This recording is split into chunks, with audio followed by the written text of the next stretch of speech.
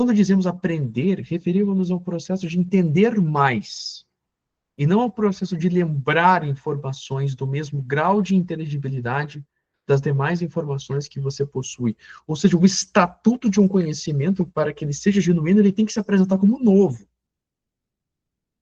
Ele tem que efetivamente dar a nós essa impressão de que, poxa, eu acabei de descobrir que existe um saber de um saber. E, de repente, você começa a enxergar desígnios da sua consciência que até minutos atrás passavam despercebidos. E agora, quando você se pega pensando, você captura essa nuance. Isso modifica a experienciação no mundo, modifica a experienciação com o outro. É esse tipo de despertar, né? Famigerada máxima kantiana, aude sapere, né? Ouse saber. Esse ousar saber é justamente sair desse desígnio do conhecido, sair desse desígnio daquilo que já é dado como habitual e realmente ser tensionado e arrebatado pela leitura. Aquela coisa tem que te provocar algo, para que assim efetivamente seja uma leitura com um entendimento profundo. Não há nenhuma dificuldade intrinsecamente intelectual em absorver novas informações ao longo da leitura, se tais informações forem do mesmo tipo daquelas que você já sabe. A pessoa que conhece alguns fatos da história e o entende sob certo ponto de vista, poderá, sem maiores dificuldades, se informar sobre mais fatos ainda, sem necessariamente alterar seu ponto de vista. Mas suponha que você esteja lendo um livro de história cujo objetivo não seja apenas fornecer mais fatos, mas que procure lhe dar um entendimento novo e, quem sabe, revelador sobre todos os fatos que você conhece. Suponha que esse livro disponha de um entendimento superior em relação àquele que você possuía antes de começar a lê-lo.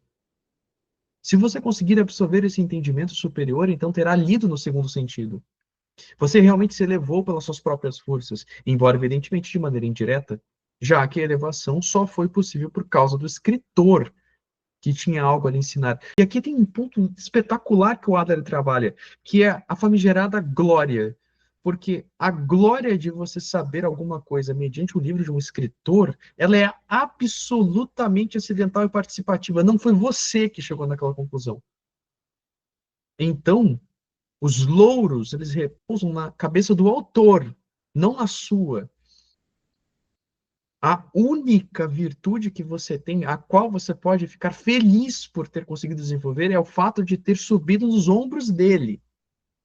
Não efetivamente você encarnar a glória dele. Isso é interessantíssimo.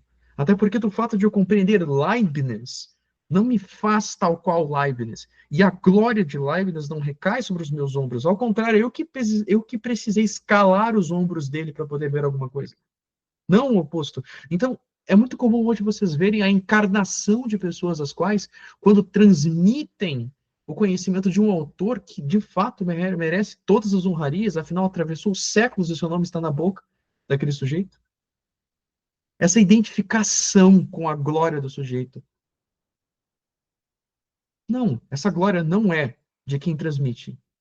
Um professor não se difere mais do que um instrumento. Ele comunica, ele traz as glórias de pessoas que verdadeiramente pensaram estas coisas. Se algum dia, quando nós estivermos discutindo Leibniz e vocês conseguirem compreender o que são as mônadas, não elogiem a mim, elogiem ao Leibniz. Foi ele que escreveu aquele texto. Foi ele que viu aquele setor da realidade. E, efetivamente, o texto também faz uma provocação fantástica, que é o fato de, inclusive, admitirmos que, por vezes, nossas concepções podem ser mudadas, radicalmente mudadas, no contato genuíno com o autor, até mesmo naquele que nós discordamos. Inclusive, aquele que nós discordamos são os melhores de se experimentar a longo prazo, porque assim nós somos capazes de dialetizar as nossas posições.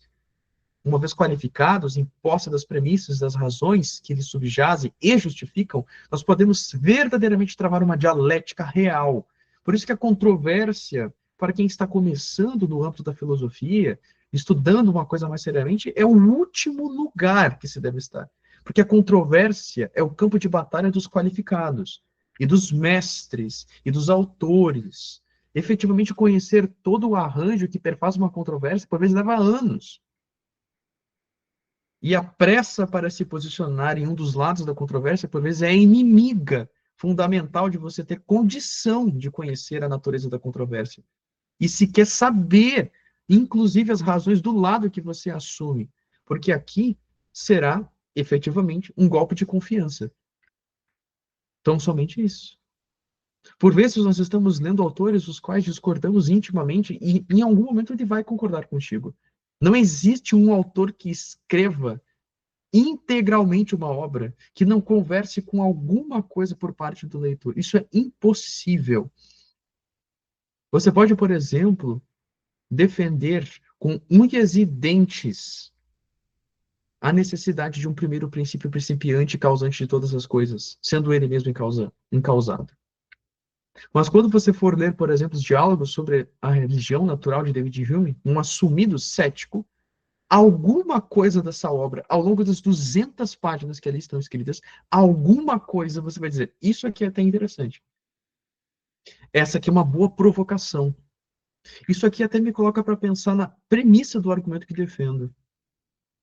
Ou talvez esse entendimento que ele esteja colocando sobre o engenho humano seja interessante, para inclusive pensar quais são os limites daquilo que o humano pode conhecer. Perceba, é o diálogo. Por vezes esse diálogo é mais acalorado quando o leitor é qualificado. Por vezes esse diálogo é mais passivo quando o leitor não é qualificado. Quais são as condições para que esse tipo de leitura, ler para entender, aconteça? Há duas. Em primeiro lugar, deve haver uma desigualdade inicial do entendimento. O autor deve ser superior. Olha a ênfase. Ele deve ser superior ao leitor em entendimento. No sentido de que seu livro deve ser capaz de transmitir de forma legível os insights que supostamente faltam ao leitor.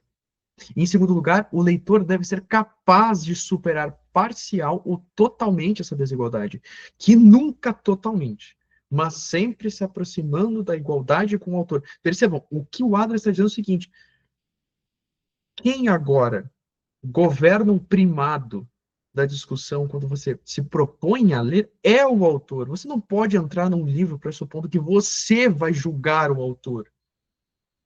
Você vai ser o inquisitor daquela obra. Como assim? Não é assim que se aprende uma coisa. Vamos pressupor que vocês têm uma alergia ou uma repulsa por filosofia moderna. Pressupondo, por exemplo, que a escolástica foi o cume de toda a filosofia da história da humanidade e que tudo que se supõe depois do século XIII é um monte de engodo sem significado que, em verdade, rompeu com uma tradição filosófica. Se eu apresento para vocês um texto do Leibniz hoje, a última coisa que vocês deveriam empenhar numa leitura saudável é assumir que vocês têm coisas a aprender com Leibniz. Vamos pegar talvez um exemplo mais caricato do nosso contexto, René Descartes. Discurso do método, a dúvida hiperbólica, a famigerada. Vocês não podem começar o livro, por exemplo, já dando risada da premissa, dubitar dos sentidos. Vocês têm que aprender com aquilo que Descartes tem a propor, até porque, querendo ou não, ele avançou questões a partir dessa suposta dúvida injustificada.